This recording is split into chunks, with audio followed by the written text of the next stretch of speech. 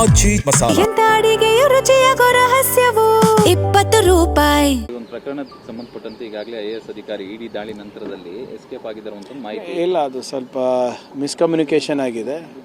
ಅದು ITED ದಾಳಿಗೆ ಸಂಬಂಧಪಟ್ಟಂತೆ ಅಲ್ಲ.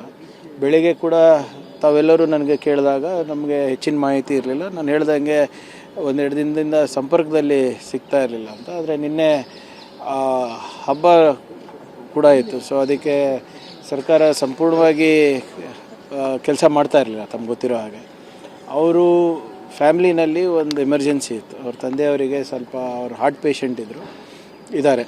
ಸೊ ಅದಕ್ಕೆ ಸ್ವಲ್ಪ ಆರೋಗ್ಯದಲ್ಲಿ ಏರುಪೇರು ಆಗಿರೋದ್ರಿಂದ ಅವರು ಅಚಾನಕ್ಕಾಗಿ ಬಿಡಬೇಕಾಗಿತ್ತು. ಅವರು ಪತ್ರನೂ ಬರೆದಿದ್ದಾರೆ ಸಂಬಂಧಪಟ್ಟಂಥ ಅಧಿಕಾರಿಗಳಿಗೆ.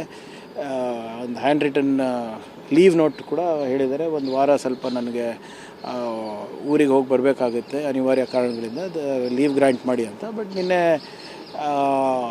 ರಜಾ ಇರೋದ್ರಿಂದ ಅದನ್ನು ಪ್ರೊಸೆಸ್ ಮಾಡಲಿಕ್ಕೆ ಆಗಿಲ್ಲ. ಮತ್ತು ಅವರ ಅಫಿಷಿಯಲ್ ಫೋನು ಸ್ವಿಚ್ ಆಫ್ ಆಗಿತ್ತು. ಆಮೇಲೆ ಪರ್ಸ್ನಲ್ ಫೋನು, ಫ್ಲೈಟು ಮತ್ತು ಅವರು ಊರಿನಲ್ಲಿ ಸಿಗ್ಲಾರ್ದ ಕಾರಣ ಅವರು ಸಂಪರ್ಕಕ್ಕೆ ಬಂದಿರಲಿಲ್ಲ.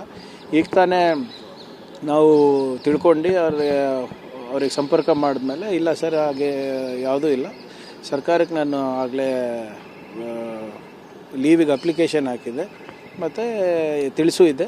ಆದರೆ ಇಲ್ಲಿ ಸ್ವಲ್ಪ ಕುಟುಂಬದಲ್ಲಿ ಸ್ವಲ್ಪ ಸಮಸ್ಯೆ ಇರೋದರಿಂದ, ತಂದೆಯವರ ಆರೋಗ್ಯದಲ್ಲಿ ಏರ್ಪೇರು ಇರೋದರಿಂದ ನಾನು ಸರಿಯಾಗಿ ಕಮ್ಯುನಿಕೇಟ್ ಮಾಡೋಕ್ಕಾಗಿಲ್ಲ.